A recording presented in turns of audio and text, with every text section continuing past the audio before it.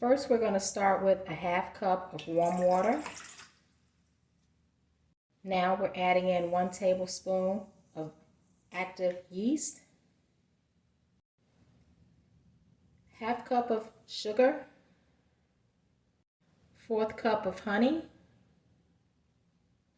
2 cups of warm milk, 6 tablespoons of softened or melted butter, 2 eggs,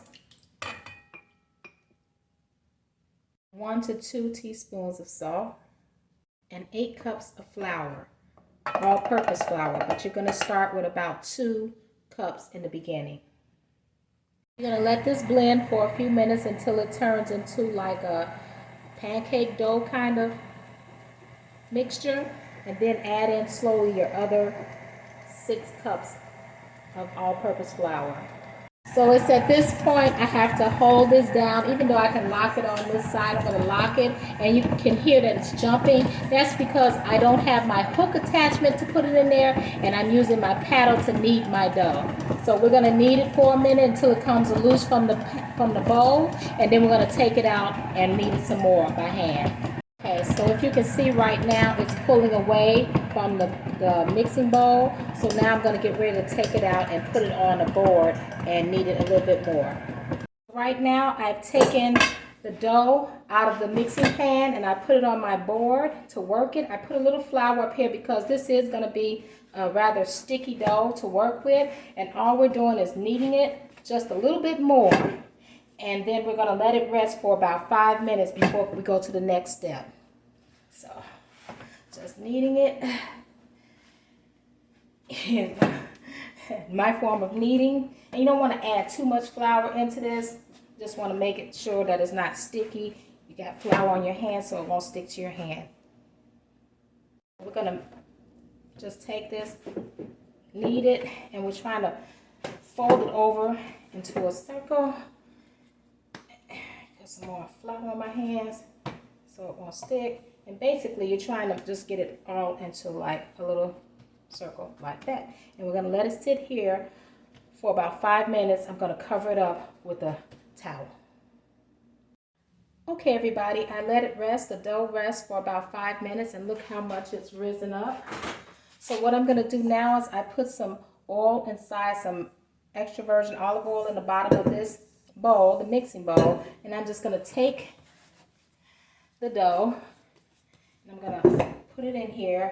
And I want to actually coat the entire thing with the oil, because what's going to happen is I'm going to let it sit in here for an hour, and we're just going to let it rise. We'll be back. Okay, everybody, we're back, and it's been about an hour since I showed you the dough, and look how much it's risen up to. So what we're going to do is I'm going to get all that air out of there. We're going to punch this down, and I'm going to put this out on the board with a little flour, roll it out, and we're going to get ready to put it in the oven.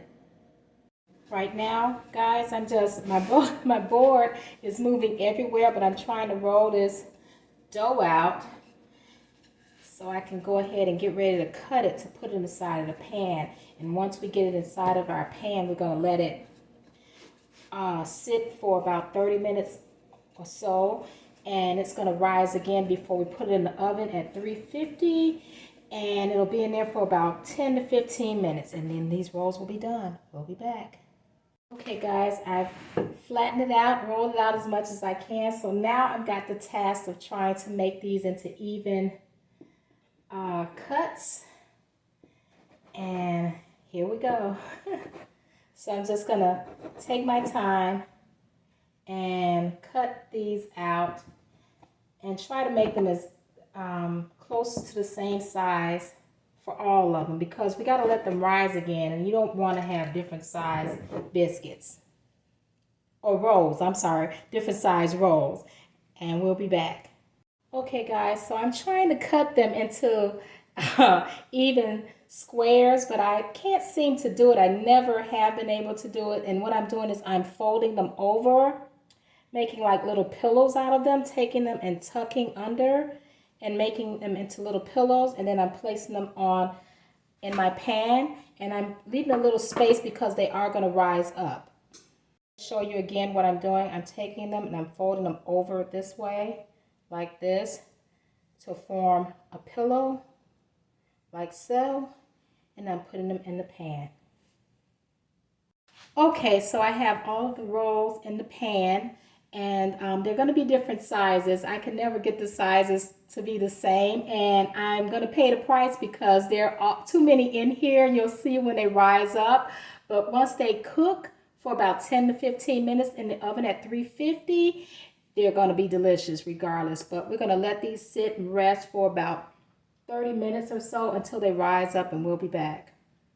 Okay, so I let the rolls rise up for about an hour instead of 30 minutes, and this is how big they are. And I'm going to put them in the oven at 350 for about 10 to 15 minutes, and we'll be back.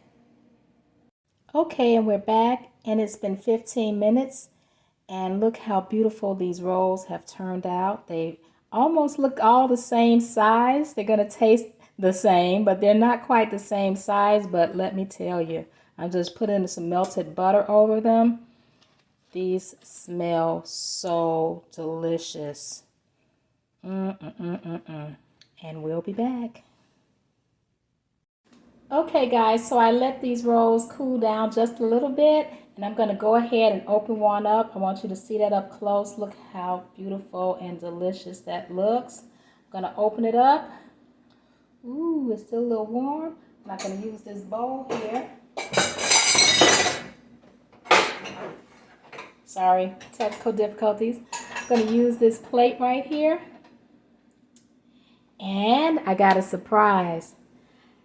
That cinnamon honey butter. Oh yeah, we're going to put that on there. Smooth that on. Like so. Just like you was at that Texas restaurant. You know the name. Baby. You don't have to go to that restaurant. Here you go. You can make this right at home. This is so good. Once again, I want to thank you all for joining me. And please like, share, subscribe to my channel. And I'll see you in the next video. Bye.